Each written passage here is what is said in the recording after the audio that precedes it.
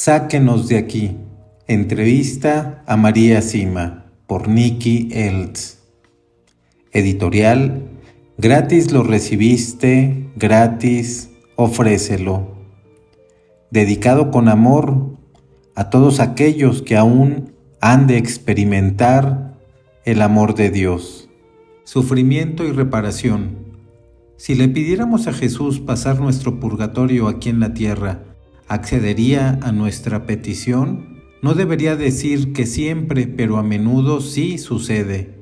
Conozco el caso de un sacerdote y una señora que se encontraban en el mismo hospital. Ambos estaban muy enfermos, pero así y todo podían levantarse y charlar. Salían fuera a menudo y llegaron a conocerse bastante bien. La señora, que no era mayor, le dijo al sacerdote que le había pedido a Jesús exactamente eso: poder sufrir lo suficiente aquí para poder ir al cielo directamente. A lo que el sacerdote le respondió: yo no me atrevería a pedir algo así, sería como demasiado audaz. No, replicó la mujer, si se lo pido a mi Jesús, confío en que Él me concederá este deseo.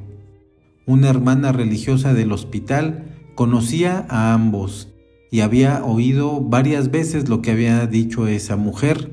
Entonces, sucedió que esta señora más joven murió primero y al poco tiempo falleció también el sacerdote. Poco después, se le apareció el sacerdote a la religiosa y le dijo que si hubiera tenido tanta confianza y hubiera sido tan devoto como la mujer, él también se hubiera ido directo al cielo sin pasar por el purgatorio. Se castigan a ciudades o naciones enteras, o como usted prefiere decirlo, ¿Dios les pide reparación por sus pecados pasados? Sí, así es. Entonces, si todas las personas de Occidente confesaran sus pecados y continuaran rezando y reparando y haciendo buenas obras por sus familiares difuntos, disminuiría drásticamente la reparación que usted dice que Dios va a enviarnos pronto. ¿Lo he entendido correctamente? Sí, es así de cierto y sencillo, que recen y se confiesen, y luego que recen también por sus familiares difuntos, y que ofrezcan buenas obras por ellos. Entonces, Dios disminuirá la reparación que tiene planeada y que vendrá sin que nadie tenga antes ningún conocimiento previo. Cuando se le presenta el alma de algún sacerdote, ¿qué sucede, María, al no tener familia que haga sufragios por ella al morir? Me tienen a mí, cuentan con buenos amigos y yo soy uno de ellos. ¿Aún aquellos que no la han conocido personalmente? Por supuesto, haré por ellos lo que sea necesario. ¿También aceptaría algún sufrimiento? María, ¿desea hablar sobre esto? Jesús nunca nos da más de lo que podamos soportar. Hace ya mucho tiempo se apareció un sacerdote y me dijo que si aceptaba 3 horas de sufrimiento, le evitaría 20 años de purgatorio. Acepté porque mi confesor me había aconsejado asumir todo lo que se me pidiese, y siempre lo hago. Pronto sentí un dolor que abarcaba de tal manera cada milímetro de mi cuerpo que me quedé inmóvil y sin darme cuenta de dónde estaba, pero tenía una gran alegría en mi corazón, porque sabía claramente lo que esto significaría para el sacerdote. Sin embargo, después de un tiempo, pensé que debía haber pasado 3 días en lugar de 3 horas, y de la misma manera repentina como lo había llegado, se fue el dolor y me di cuenta de que, por supuesto, no me había movido de donde estaba en todo ese tiempo. Cuando miré el reloj, comprobé que habían sido 3 horas exactas hasta el último minuto. En otras ocasiones, se trata de un dolor localizado. Una vez, por ejemplo, comenzó a dolerme el brazo derecho durante un largo tiempo, y no importaba lo que hiciera o cómo lo pusiera, seguía doliéndome. Resultó ser por un alma que había administrado mal el testamento de otra persona, y por supuesto, eso conlleva el brazo y la mano con la que escribía y trabajaba. Cuando aceptamos nuestros sufrimientos por amor de Dios, todo es posible. Y entonces producen los mejores frutos. El sufrimiento, en otras palabras, la cruz sin amor, pesa demasiado, pero el amor sin cruz no existe. Le dicen, ¿cuánto tiempo durará? No, nunca, salvo esa vez. Esa es la peor parte, no saber cuánto tiempo va a durar, pero aquella vez fueron 3 horas. ¿Esto tiene lugar de manera regular o sucede más durante cierto tiempo? Siempre acepto lo que me piden, pero durante Cuaresma, por ejemplo, me hacen saber de su presencia de una manera muy intensa a través de sufrimientos que acepto por ellas, en otras ocasiones, cada vez que lo solicitan. ¿Sigue aceptando estos sufrimientos en estos días con tanta frecuencia como en los primeros años? No, ahora son menos que antes porque últimamente he viajado mucho para dar conferencias que al principio, y esto también ayuda mucho a las almas. Cuando era joven, ¿pensó alguna vez que viajaría por las ciudades de Europa dando conferencias en amplios salones llenos de gente? Nunca. Me hubiera reído mucho y me hubiera asustado solo de pensarlo, pero Dios me da ahora la fuerza y el coraje para hacerlo, y estoy convencida de que producen muchos buenos frutos y le estoy muy agradecida por esto. ¿Has sentido la angustia y el miedo con el que sufrió Jesús en Getsemaní? No, hasta el momento eso no me ha sucedido. Esta equivalencia, 3 horas por 20 años, como he dicho, ¿es siempre la misma o a veces difiere? Es totalmente diferente en cada caso. Eso se debe a que existen infinitos niveles de purgatorio. Una bendita ánima del purgatorio me dijo que 10 años de purgatorio leve son mucho más fáciles de soportar que 2 días del más profundo. Además, no debemos pensar que un alma ha de subir lentamente por los niveles de uno en uno para finalmente llegar al más alto. Pueden ir desde el más profundo directamente al cielo. ¿Cree que los sufrimientos que ha aceptado voluntariamente son similares a los del purgatorio? Sí, creo que sí. Una vez que desaparecen los dolores en mi cuerpo, no queda ninguna cicatriz ni secuela.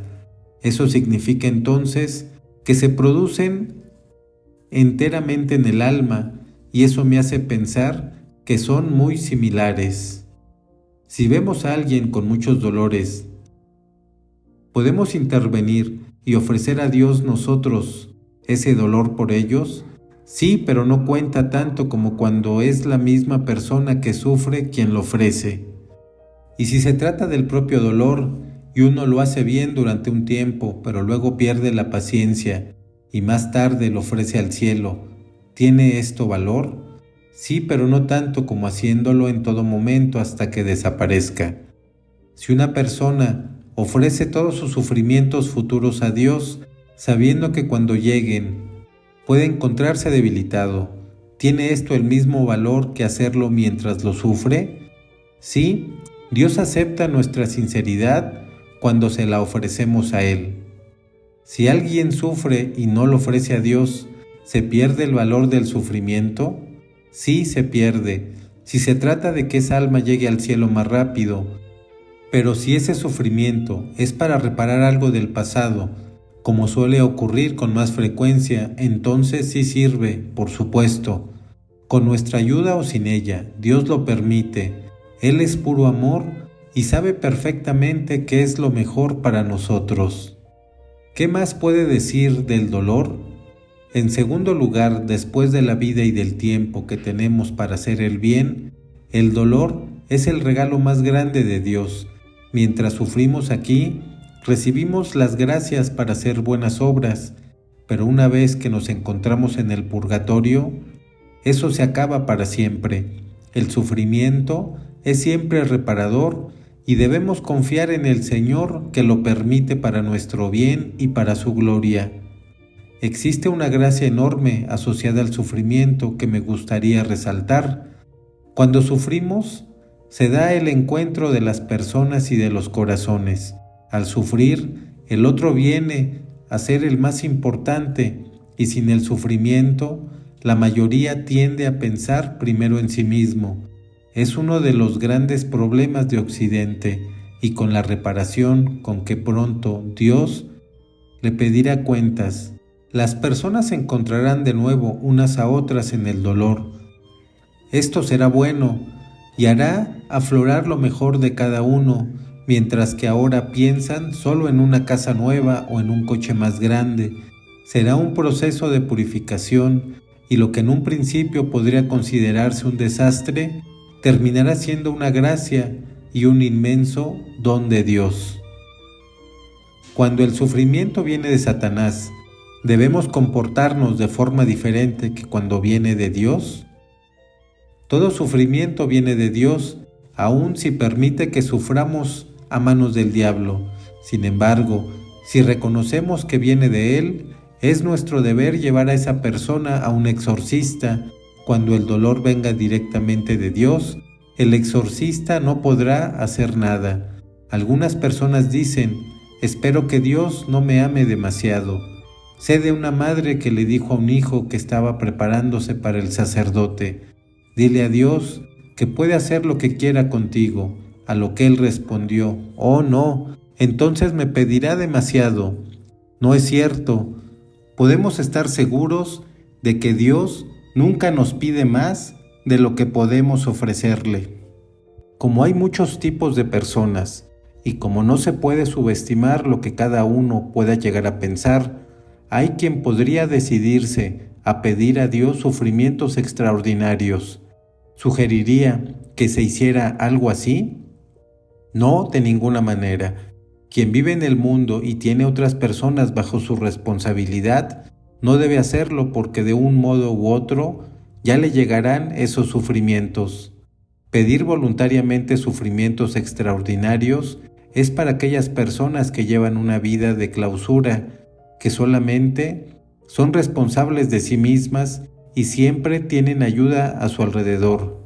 Ellas pueden pedirlo, pero el resto no debería hacerlo. En mi caso, yo nunca lo he pedido, pero lo acepté por las almas del purgatorio, y elegí no tener una familia para poder ofrecer toda mi vida a ellas. Por eso, mi caso es diferente al de la mayoría de las personas, ya sea de los vivos o de los difuntos. ¿Existe algún asunto o algún pecado por el cual ha tenido que sufrir más? Y si lo hay, ¿cuál es? De ambos, entre los vivos y las almas del purgatorio, ese asunto sería ciertamente la comunión en la mano. ¿Ha pensado alguna vez en no hablar de este tema con tanta frecuencia? No, es el deber que me ha dado Dios, contar a los demás sobre el purgatorio, y también es mi obligación incluir sinceramente todo lo que las benditas ánimas del purgatorio me han dicho acerca de la situación de la Iglesia.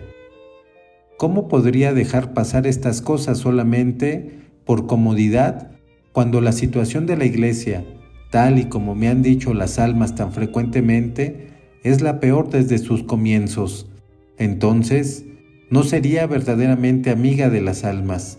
Recientemente me invitaron de una parroquia a dar una charla, y cuando el párroco me llamó, me dijo que había un único tema que no quería que se tratara. Cuando le pregunté cuál era, respondió: la comunión en la mano. Les pregunté a las almas qué debía hacer y ellas me dijeron: sin incluir toda la verdad, no habrá ninguna conferencia. Y esto mismo le dije al párroco: de igual manera, no autorizaré ningún libro o artículo sobre mí si aquellos que lo publican eligen obviar el tema de la comunión en la mano. Por lo que veo en su salón y por las veces que ha sonado su teléfono, parece que debe recibir muchas cartas y muchas, pero muchas llamadas telefónicas. ¿Alguna vez ha contado cuántas cartas o cuántas llamadas telefónicas recibe al día?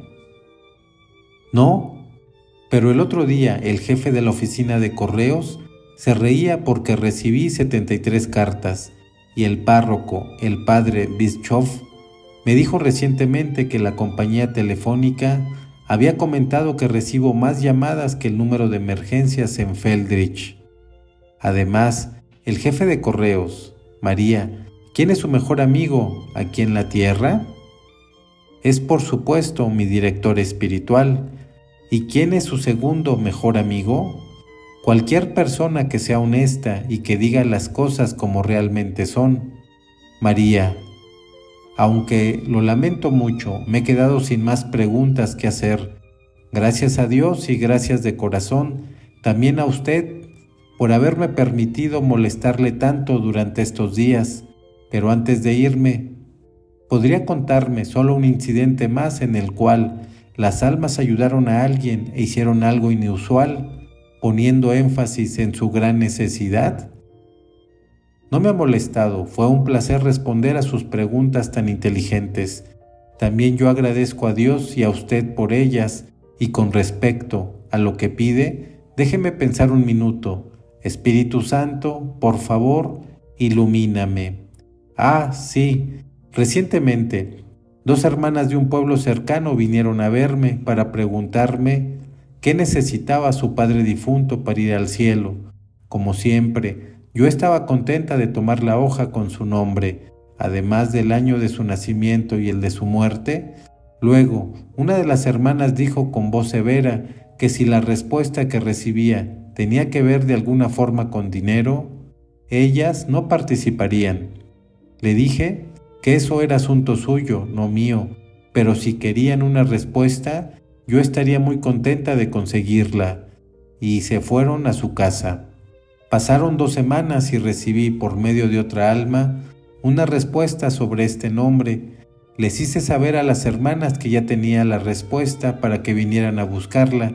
Vinieron y la respuesta decía que su padre necesitaba que celebraran 7 misas para poder ser enviado al cielo. Partieron sin decir nada, tras dar las gracias cortésmente. Tiempo después, vino a visitarme otra mujer de ese mismo pueblo por un asunto totalmente distinto, pero sucedió que era vecina de aquellas 2 hermanas. Tras conversar de sus cosas, le pregunté qué era de estas 2 mujeres. Respondió: «Oh, les está yendo muy bien ahora. Estaba precisamente con ellas cuando discutían por la carta que usted les envió, preguntándoles ¿por qué permitían que su buen padre siguiera sufriendo? Estaban impresionadas por lo que estaban leyendo. ¿Cómo era posible que usted supiera que todavía no habían celebrado las misas por su padre? Después de recibir la carta, corrieron a la parroquia para hacer que se celebraran. Yo no dije nada y la mujer siguió su camino. ¿Puede creérselo, Nicky? Yo nunca escribí ninguna carta». Dios mío, es asombroso. Sí, las almas son una maravilla. Aconsejo a todos que comiencen a rezar por ellas, y no pasará mucho tiempo sin que las almas se involucren y comiencen a socorrer a sus amigos de forma que les dejarán asombrados. María, como conclusión, ¿qué le gustaría decir al mundo si le dieran la oportunidad?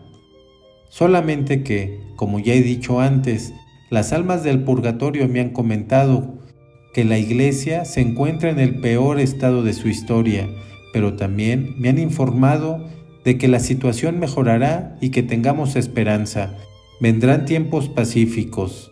Antes de esto, sin embargo, habrá una gran tormenta sobre la cual nuestra Madre no desea que nos preocupemos ni que pensemos en ella o andemos con suposiciones. Dios siempre cuida a sus hijos. Esta gran tormenta incluirá las profecías de la Salet que anuncian que algo que nunca antes hemos visto se acerca a nosotros, aquellas de Fátima, y también incluirá la advertencia de Garabandal y los secretos guardados por los niños de Medjugorje. Para terminar, me gustaría contarles lo que nuestra Santísima Madre y la Madre de Jesús nos recomienda al respecto: orar y pronto por la paz del mundo, para que lleguen a todos nuestros hermanos y hermanas el amor y el perdón de Dios, que son inconmensurables. Me parece que debe haber una enorme cantidad de personas que le piden que rece por ellas. Si es así, ¿qué hace por ellas? No creo que pueda rezar un rosario completo o asistir a una santa misa por cada uno de estas personas. ¿Hay alguna oración en especial que ofrece por ellos? Sí, hay una. Las almas me sugirieron que rezara lo siguiente por ellos: gloria, alabanza, gratitud y adoración al Padre, al Hijo y al Espíritu Santo, como era en un principio, ahora y siempre, por los siglos de los siglos. Amén. María, ¿qué ha sido exactamente lo que ha aprendido a lo largo de todas estas décadas de experiencia verdaderamente extraordinarias? He aprendido a amar a Dios con toda mi alma,